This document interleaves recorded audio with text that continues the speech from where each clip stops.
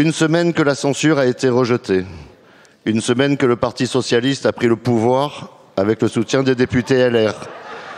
Une semaine que François Hollande est devenu vice-premier ministre.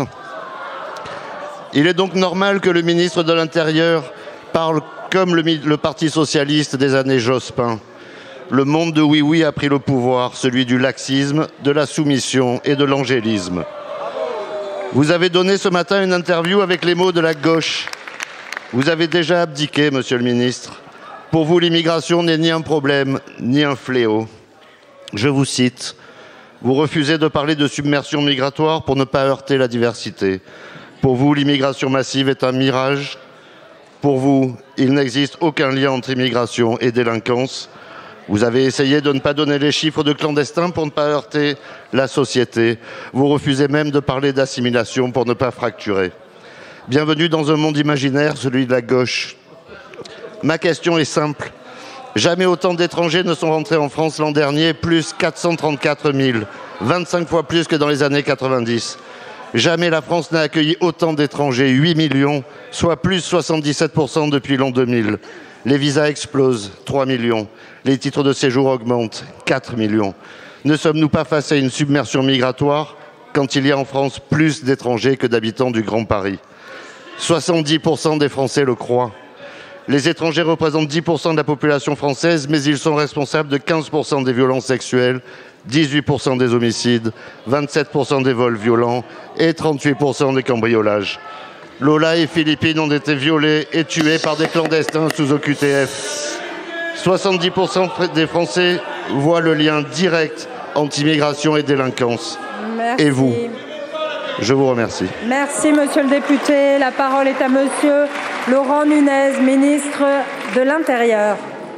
Merci, madame la présidente, mesdames et messieurs les députés. Monsieur le député, voilà un bien vilain procès que vous me faites. Un bien vilain procès. D'abord, toute notre politique de lutte contre l'immigration illégale, c'est une politique d'autorité, et d'abord d'autorité. Vous semblez l'oublier. Vous semblez oublier aussi que le défi migratoire auquel nous sommes confrontés, tous les pays d'Europe le vivent. Tous les pays d'Europe le vivent.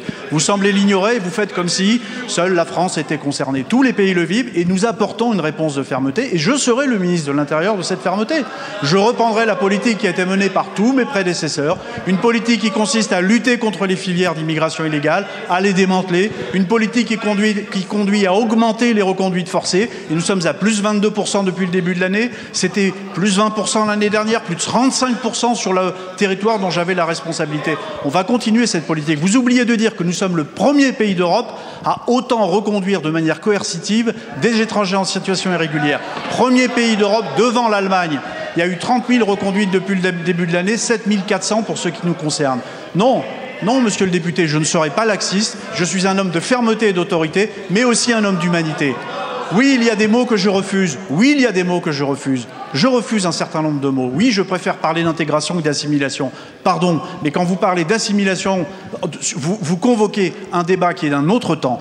Moi, je suis un homme d'intégration. Les étrangers en situation régulière doivent pouvoir s'intégrer dans le cadre des lois des républiques.